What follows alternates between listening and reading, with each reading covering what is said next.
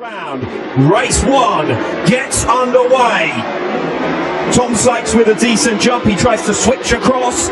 Andrea Locatelli also coming. He tries to squeeze through, coming through the tight turn 3, the slowest corner on the circuit. All of the riders almost tripping over one another. Now it's Ray who's on the attack with a jab down the inside through turns 5 and 6, and now through the right hand. Locatelli is staying with them. Alex Lowe's with a really good start as well. He's up to P4. Not quite such a good run down to the first turn. Just to get that squirt on and make the move on Reading. And see for TOPRAK, he's not wasting any time to get through, and Alex Lowe's, that's up into as he wobbles his way now through the right-hander, trying to close down the top 3, who have broken by half a second. Close enough, heading in towards turn 1 at the start of lap number 2. Locatelli got himself all offline there. Who's stuck down in 4th position. They come through turn 3. No opportunity to overtake this time around for TOPRAK. And he's got a little bit more potential at this stage, and should be able to get himself through it and give himself that opportunity. Through if the opportunity presents itself, because Alex Lowe's has got off to a strong start in this race 1 here in Navarra. We come in, make his way through the sector 3, but it's through the final sector that he made that error a lap ago, and that's where TOPRAK recover positions at the end of this race, final sector now. So Reading should be, doesn't look like it right now. Reading looks like he's probably the more comfortable rider out there. We know that Jonathan Ray is going to do a good job all the way through the flat, and that's only good enough to match teammate Andrea Locatelli, who's 0.8 of a second up the road in 3rd position. The gap in the front, get into his rhythm and manage things from there, and so far it's as per plan for Jonathan Ray. Yeah, for Jonathan Ray, he really was able to attack and open a gap. Yes, Ponson and Mercado both going down. They were scrapping it out.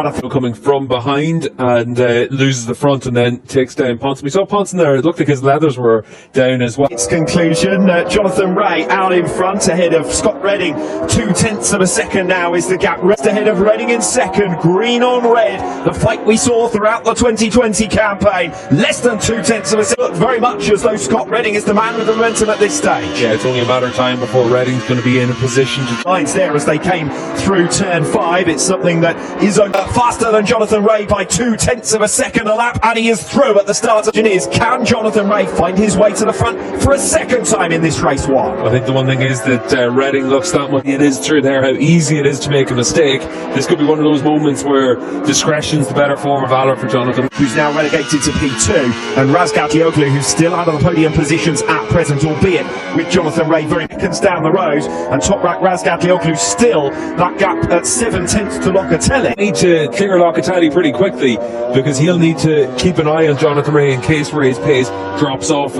Between Redding and Ray, and Jonathan Ray trying to dig in and go with the pace here of Scott Redding, but Redding was half a second down the inside of Jonathan Ray for P1, and it is Redding who is now your race leader. 2 seconds. Close that margin. You can see there how easy it was for Scott Redding, hooks up that last corner, able to use the advantages of the Ducati. Locatelli, I don't think we're going to see an immediate change of position for the race lead, but we might well see a change of position soon for third. Locatelli on lap number 6. Locatelli with a big moment there, and that opens the door for RAZGATLIOGLU to find. The gap is 2 seconds to Jonathan Ray. Last time around he pulled in 1/10 of a second. This time it's another, well, last time around it was 3/10. Repeating his best grid position of this 2021 campaign. Goes down ball run of recent incidents, and there he is. So the lap 8 stage, riders trying to kick tires, so they're now at that point where they don't have the information, the data about what to expect going forward, and maybe the height of the summer here in Spain. Alvaro Bautista has rejoined, but clearly is right into Nazane, and he has now recovered at 9th position. But this is where the closest fight is still on the track on lap 10. And shrugs his shoulders, and another race where he's ended up in the gravel trap, and disappointment on his teammate Kota Nazane, and the gap now about 0.5 second between the two GRT Yamahas. The problem for Bautista, of course, of going down. We're looking further back down the order. Rinaldi, Nazane and Gerloff, this is for 9th, 10th and... Clearly kept his nose clean so far in this race, and he seems to just not quite have that aggression that we used to be able to bring the aggression when he needs it. And it is tough for Garrett Gerloff as well at this stage, because over the course of the last few races there, the potential's there. It's just faster than Sykes last time around, so we'll see if that's a trend that's going to continue over the next few. Job though, he's managing that gap to TOPRAK. It's about 3 seconds now as we move towards the second half of this race. Yes, on lap 10. Come across the line now, 1.15. So Jonathan Ray has made a little bit of progress over the course of lap number 11, but showing no signs of progress pace other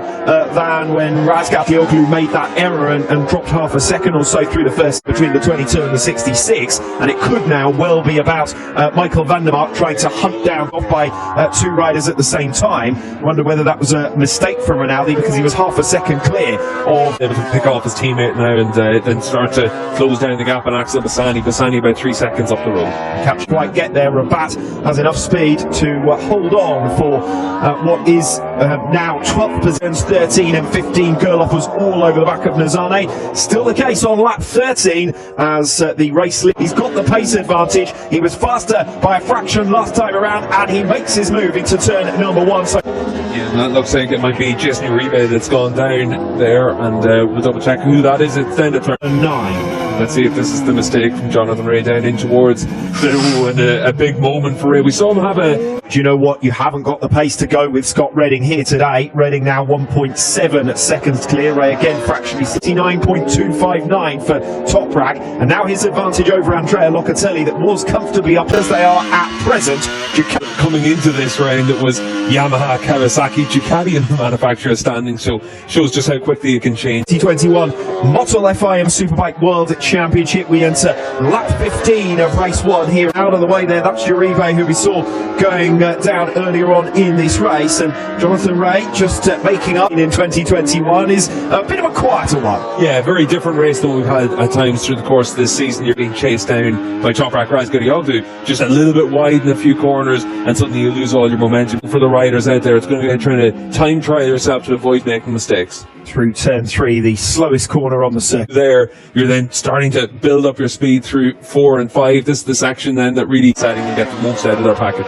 Further back down the order, Michael Rubenaldi has now got through on Kota Nazane down to Scott Redding. The good news for Ray is that he is still 2.5 seconds clear of Toprak. This time he didn't have that bobble, he just runs off the track. He lost 0.8 of a second in sector 3. And let's see what it is this time around if Toprak's been able to close up again. Jonathan Ray actually... It's said and done, of course, but perhaps Jonathan Ray needs to ride conservatively in the remainder and just manage that 2 points to go and a 3-second margin to Scott Redding.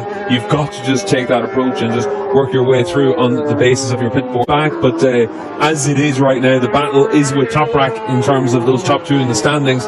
Came into this weekend crowning a shot. That's where the action is, such as it is. The advantage has come down from 3 seconds to less than a second now. Gerloff is now almost within striking distance of Axel Bassani. The fight for P8 is the entire while. He's strong in the second half of the race and able to set personal best right up until those final laps. So would have expected to be a little bit further up the field. You can see they're just running out onto that green paint. Wayward coming off the final turn on lap. It's also the top independent slot in this race 1 here in Navarra, so likely to be closely contested between Bassani of this latest lap. So Bassani's probably made an error there, and Gerloff with a real opportunity to come through for... Matters as well for Garrett Gerloff, as it is with Locatelli doing such a good job up there inside the top. Bassani earlier on, he almost lines up a move there, and Gerloff for 8th position. It really is the minor placings, but this is the closest... Heading down that start-finish straight all the way to turn 3, so that's one of the key overtaking opportunities for Gerloff. Tries to get himself down the inside somewhere. Is this a case of the respective strengths of these two machines, that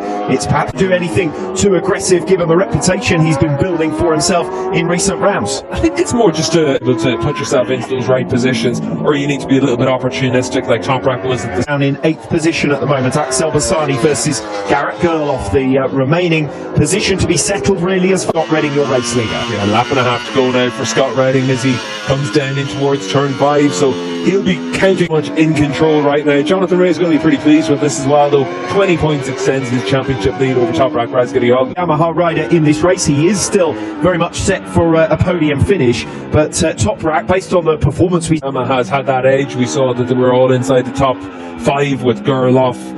Locatelli grid with Gerloff. They gave themselves a bit of work to do, and they just haven't seemed to have that edge. Dominant race lead over Jonathan Ray. It's going to be successive race victories at 2 different add to the sensation that our feelings after Donington Park that his championship tilt was over might have just been a little. To put that pressure on Ray to be able to keep himself in title contention, and this has been pretty much a tenth of a second through the first sector, but still can't find a way through. So it does rather look as though our positions are. In the news that came out this week that he was leaving Ducati, signing for BMW, and he's able to give out bugbears all the way through the season. But for Ducati, they've been able to show. Ducati with 13 races without a win. It's going to be back-to-back victories for him. The first ever Pirelli Navarra round. Race 1 goes the way of more gains over the number 1, while TOPRAK RAZGATLIOGLU now slips 7 points down, but it still has top independent. That's where much of the action was really on the final few laps there, because the top clearly is all about trying to avoid making those big mistakes, just hooking up one lap after the other. Scott Redding was able to do. Redding with his Grand Prix training, that's always one of the big things they talk about.